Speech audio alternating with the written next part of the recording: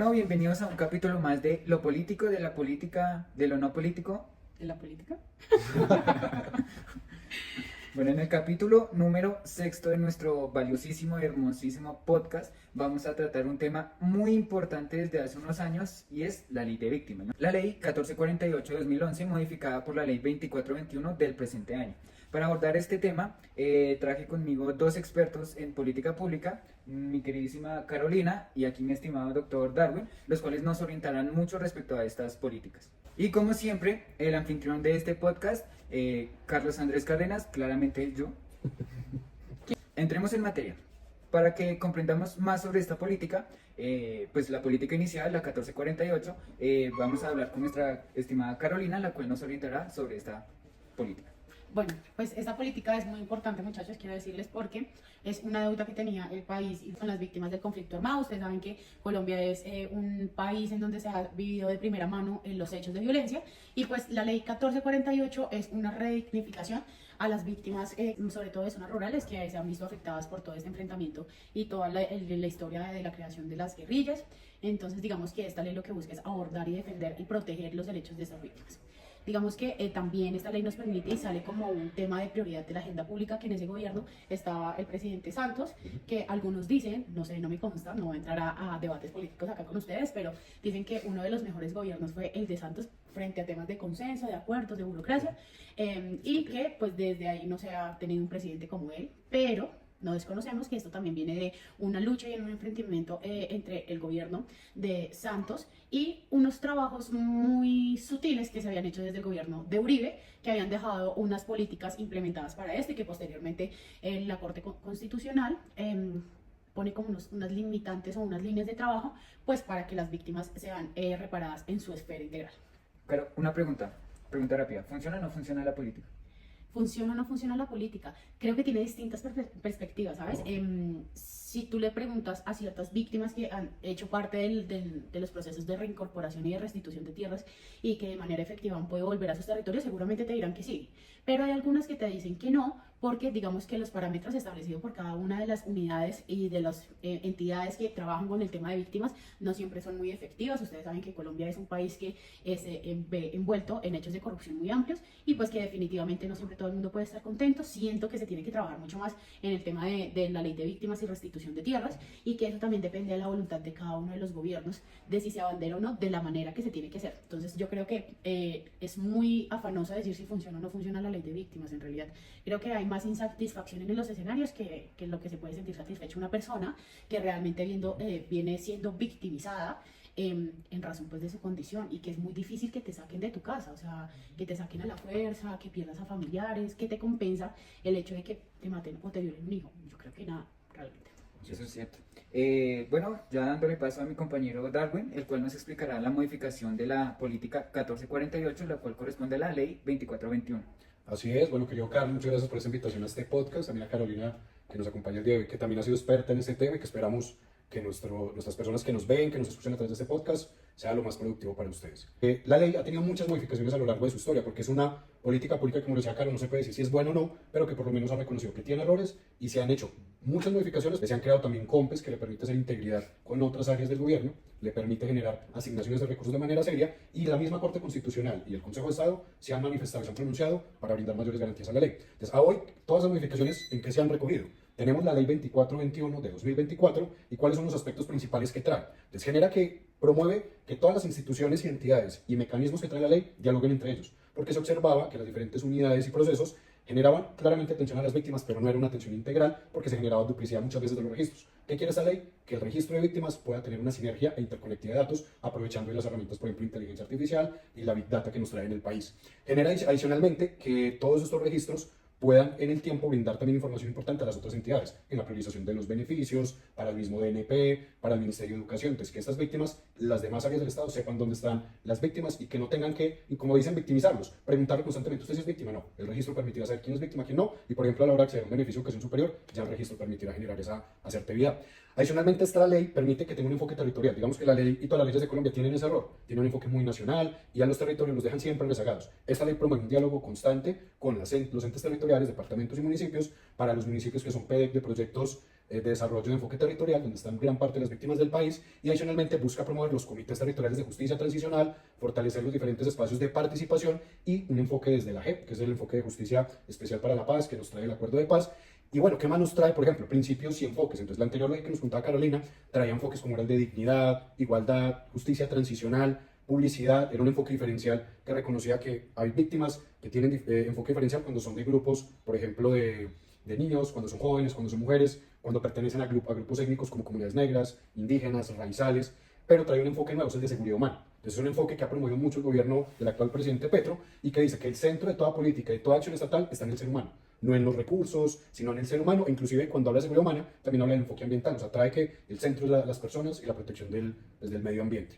Pero adicionalmente trae unos derechos nuevos. Entonces, anteriormente había un derecho, por ejemplo, a la verdad, a las garantías de no repetición, de la reubicación familiar, pero que hay un derecho nuevo, la justicia transicional. Como les decía, lo trae la misma JEP, trae un tema de reparación simbólica y colectiva. Un ejemplo, lo que sucedió hace poco en Sumapaz, a inicios de este año, como observamos acá en Bogotá, en la localidad de Sumapaz, hicieron una reparación y reconocimiento colectivo, no un solo sujeto, sino por todo lo que ha habido esta localidad de Bogotá, la más grande en el rural, hicieron una reparación colectiva simbólica, genera una protección integral a niños, niñas y adolescentes. Si bien la política de 2011, como nos contaba Caro, pues ha hecho muchas acciones, de manera explícita no lo decía, eso era lo irónico. O sea, pero en esta pone a los niños y niñas en la lupa de manera especial, genera excepción para las personas que han participado del servicio militar. O sea, si yo he sido víctima no lo tengo que prestar, lo tiene de manera explícita, pero también genera un enfoque en el cual dice que para reconocer a las víctimas nos va a traer las siguientes categorías. Por ejemplo, ¿quién es una víctima dentro de esta ley de nuestras modificaciones? Las personas que durante la prestación del servicio militar obligatorio o voluntario sufrieron vulneraciones a sus derechos y también reconoce a sus familiares. Pero también indica que, por ejemplo, si un menor de edad fue vinculado al conflicto armado de manera ilegal, un grupo ilegal, y se retira antes de los 18 años, se convierte en víctima. Si lo hace después, no, y acá es donde entra lo irónico. ¿Ustedes qué piensan? Que si un niño que fue reclutado, un menor de edad desde los 17 y 16, pero él luego se escapa a los 19, el Estado, según la ley, no lo reconoce como víctima, sino como victimario. ¿Están de acuerdo con eso? Pues miren, la ley se aparta mucho y creo que algo que decía muy importante Darwin es el enfoque territorial que tiene esta nueva ley, pero y en relación con lo que nos estás preguntando, hay algo que siempre pasa con la ley y es que se aparta de la realidad social. Y realmente los legisladores no tienen la capacidad ni el conocimiento de qué es lo que está pasando en cada uno de los territorios y cómo pueden abordarse eso. Entonces, digamos que tampoco es que sea fácil de tomar una decisión y decir, bueno, a los 18 me va a volar porque seguramente en ese intento puede quedar tuyo. Entonces, digamos que eso ahí puede ser un vacío o una aplicación errónea de la ley, pero la ley es dura, aunque sea la ley, dicen por ahí comúnmente. Sí, y pues realmente hace falta trabajo de campo, ¿no? Como ir a los municipios, indagar, a ver qué, pues la información de primera mano es muy importante, ¿no? ¿Para qué tienen esas camionetas? O sea, ¿para qué tienen tanto presupuesto si de verdad no hacen las cosas bien, de verdad? Así es. Pero oigan, en medio como de todos estos elementos que se han desarrollado para la reparación y para dignificar todo el dolor que han sufrido las víctimas, ¿ustedes conocen el museo de memoria que se está haciendo ahí cerca al CAP? ¿Qué les Sí, parece ese? cerca del El Museo elefante Bogotá, blanco. o sea, Ay, perdón. Perdón. No, pero aparte, o sea, ustedes, sin ser arquitectos, obviamente, ¿qué piensan del diseño? esa es la sede, pues, el stage para generar para hacer Games of Juego de Tronos. Games of O sea, Thrones. sí, o sea, ahí se lo podía grabar la otra temporada. A mí, No, va pasando ahí un poco de chuzos ahí. uy, horrible, pero uno al menos se ubica. O sea, Sí, sí, si sí. algo sirvió ese elefante blanco, es para ubicarse y saber al menos que uno está en una parte central de la ciudad. Total, total.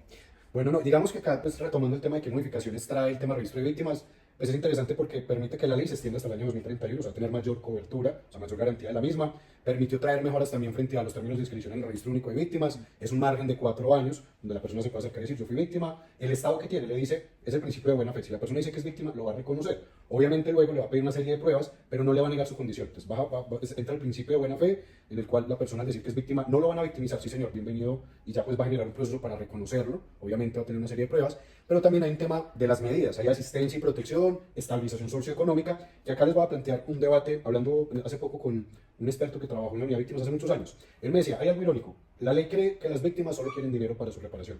Y no, por ejemplo, ¿qué pasa si es una persona que fue víctima y la persona por otros medios pues ya tiene estabilidad económica, adquirió bienes? Él no quiere dinero, él que quiere verdad, quiere reparación, pero la ley O quiere tiene un enfoque simplemente de saber, dinero. ¿Qué pasó? o quiere simplemente saber, y voy muy en la línea de lo que tú dices, quiere simplemente saber, las madres de Soacha, que más adelante hablaremos Ese de tema. un suceso súper interesante que pasó esta semana en el Congreso, las madres de Soacha simplemente quieren saber dónde está su hijo, o sea, es un tema de el dolor que siente una madre al perder su hijo o perder un ser querido, y ese vacío con el que tú tienes que luchar siempre por saber que no vas a saber ni a recuperar a esa persona que tanto amas. Eso va más allá de cualquier reconocimiento económico que se puede hacer, como lo dice Darwin. Sí. De Exacto. hecho, lo que buscan las madres es realmente justicia, ¿no? Una vez me entrevisté conversé con una de ellas y ella decía, pues yo tengo mi casita, sí, no tengo lujos, no tengo mucho dinero, ni mucho menos, pero realmente lo que yo Ni quiero del mucho Estado es dinero, justicia. ni nada que dar. Así es, entonces digamos que esta ley intenta modificar, o sea, en cierta medida, pero no lo hace del todo. Entonces, como le decía, esta persona que les comento, para él el error que siempre ha tenido la ley es que las personas quieren es plata para reparación. Y claro, es importante porque les permite salir adelante y en una sociedad tan inequitativa donde mucha gente está viendo la informalidad, en el margen de pobreza, el dinero ayuda a dignificar ciertas variables, acceder a educación y demás. Pero entonces digamos que la nueva ley dice, sí, se va a promover que las víctimas accedan de manera mucho más fácil a temas de empleo y educación, pero como les decía al inicio, ¿qué tal si utiliza la ley esa conexión intersectorial para promover una mayor oferta integral del Estado? Que no solo lo vean desde el enfoque de reparación de dinero, algunas oportunidades, no. Que de manera integral el Estado mire a las víctimas no solo como un sujeto que quiere dinero. Creo que eso sería importante. Y ya frente al tema de todo este proceso, yo creo que ya la ley que nos permite analizar y nos permitirá generar algunas preguntas acá, Carlos, tú que generas este podcast, y es si las víctimas están participando activamente de la ley. ¿Ustedes qué creen? O sea, ¿qué enfoque tienen? O sea, ¿cómo lo ven ustedes? Yo digo que sí y no. Digamos que si bien las víctimas buscan su justicia, buscan pues su justicia, no, sino buscan justicia, realmente siento que depende de los gobiernos, existe como una desconfianza frente a las instituciones, ¿no? Entonces, por ejemplo, en el gobierno anterior, digamos que no considero que las víctimas hayan tenido mucha participación en su propia ley, pues porque es el gobierno del gobierno donde se generó una cantidad de situaciones como por ejemplo los 6.402 falsos positivos, ¿sí? Entonces digamos que hubo una desconfianza frente a las instituciones. Sin embargo, ahorita con el nuevo gobierno, el cual pues promete dar garantías respecto al cumplimiento de la ley de víctimas, respecto a la restitución de tierras y respecto también a los acuerdos de paz, que son muy importantes también en cuanto a la aplicación de esta ley. Entonces sí considero que ahorita actualmente sí existe una mayor participación de las personas que fueron víctimas. Sin embargo, sí me queda una duda y es que eh, los victimarios se convierten en víctimas también. O sea, Miren, yo quiero hacer una claridad y voy a entrar acá como defensora del diablo, ustedes saben cómo soy yo. Pero miren, yo una vez tuve la oportunidad de conocer a una ex guerrillera y ella muy cercana como a contar su historia, pues, me contó realmente cómo había llegado allá y los parámetros y la organización estructural que tienen dentro de la guerrilla de las FARC o la extinta guerrilla. Y ella me decía, yo llegué allá porque cuando yo tenía 13 años, unos militares llegaron a mi territorio a acampar y me violaron. Y desde ahí, ¿cómo generas, cómo le explicas a una niña qué es lo bueno y qué es lo malo? Y su única forma, en donde varios hombres la violaron, su única forma como de buscar aliviar ese dolor fue buscar un refugio y una protección, en donde seguramente el escenario más favorable no era el de meterse en una guerrilla, pero era lo que en ese momento ella le estaba brindando seguridad y en donde ella no había desarrollado su conciencia. Y así hay muchas historias en donde las víctimas y los victimarios, porque si retomamos un poco la historia de cómo se crean las FARC, también ellos entran en un escenario en que en algún momento fueron las víctimas y se transformaron en victimarios. Entonces no es un tema de responsabilidad, sino es un tema de mirar todas las aristas y no enfocarse en buscar responsables. Bueno, pero es que miren, o sea, son más de cerca de 10 billones de víctimas y eso dentro de lo que se tiene registrado. Entonces yo creo que dentro de cada uno de los gobiernos, no sé cómo se ha abordado, si se ha abordado o no de manera efectiva eso, solamente el tiempo lo dirá. Sí, pues digamos que como tú lo decías ahorita, los gobiernos que más le involucró en algún momento fue el de Santos, porque hizo el acuerdo de paz. Luego llega Duque, se nota que hay una disminución frente a la apuesta de víctimas, de paz, y actualmente Petro, ¿cómo se hace elegir? Su postura es paz total, fue el primer proyecto de ley, la primera política pública que tramita como gobierno como bandera macro, genera el programa Jóvenes en Paz desde el Ministerio de la Igualdad y el Viceministerio de Juventud, y actualmente lo que genera mucha polémica el tema de los gestores de paz. ¿Ustedes qué creen? ¿Que las víctimas creen de la política de paz total, del programa Jóvenes en Paz? ¿Qué creen? ¿Y qué piensan en la ciudadanía en general? Es evidente, y yo siempre lo he dicho por donde voy, que políticas como Jóvenes en Paz y Gestores de Paz es un fracaso total en el gobierno, y lo que busca Petro, realmente no sé qué busca Petro, nunca he entendido. ¿Ustedes entienden qué quiere Petro? Realmente no. Pero miremos, o al menos desde el enfoque, miremos que también la disminución que venía con el gobierno de Iván Duque se da a raíz de que Duque fue el presidente que en su momento cumplió con el aval, o se le dio el aval por parte de Álvaro Uribe Vélez, que fue un gran opositor al gobierno de Santos porque se apartó totalmente de la línea y se apoderó de su presidencia. Entonces, esos factores, incluso les voy a contar una anécdota que se presentó en el Congreso, y es que después de aprobado el acuerdo de paz, ya tocaba sancionarlo. Y Duque presentó una objeción para no hacerlo hasta que le dijeron, hermano, no, o sea, no tiene otra, o lo firma usted o lo firma el presidente del Senado, del Congreso, y así se desarrolló. Entonces, digamos que todas estas dinámicas políticas llevan también a que los que se vean afectados son todas estas víctimas en las cuales no han podido tener un proceso en paz y cerrar ese capítulo de su vida, o sea, van a tener que cargar con el peso de eso siempre. Así es, yo creo que frente a ese tema, La ciudadanía no le está creyendo a Petro, las víctimas tampoco porque entraron con gran credibilidad. Yo como ciudadano quisiera que la apuesta de Petro se cumpla. ¿Quisieras Porque- creerle a Petro? Sí, porque es que los que se van a beneficiar finalmente son las víctimas. O sea, no lo hago por Petro, ni por la política que él promueve, es por las víctimas. Yo siento que ellos sí merecen una reparación y que realmente la paz y la ley misma de víctimas se implemente con los enfoques nuevos que trae. Pero mira, procesos como Jóvenes en Paz se ha reportado cerca de 300 personas con 125 años que reciben el subsidio de Jóvenes en Paz. Esto es solamente una señal de corrupción del gobierno Petro. De acuerdo con todas estas narrativas a favor y en contra de la política y la ley de víctimas, ¿no? ¿Qué opinan de lo que hizo Polo Polo recientemente con el Monumento de las Madres en Soacha? Yo les tengo el video, se los voy a dejar ahí a continuación para que lo vean. Poco ser humano, rasero. Hubo manotazo, hubo polémica. David Rasero casi le pega a Polo Polo. Con justa razón. Con justa razón, o sea, no tiene ningún tipo de presentación ni de justificación lo que hizo este representante de la Cámara por comunidades étnicas, pero pues eso será la discusión en otro podcast. Sin más, Realmente, claramente el tiempo no nos da para más, nos da para una segunda, incluso tercera parte, entonces nos vemos les estaremos contando. mañana a la misma hora. Y el mismo canal. Nos vemos entonces en el próximo podcast de lo político de la política y lo no político. De la política. Hasta luego. Chao. Chao.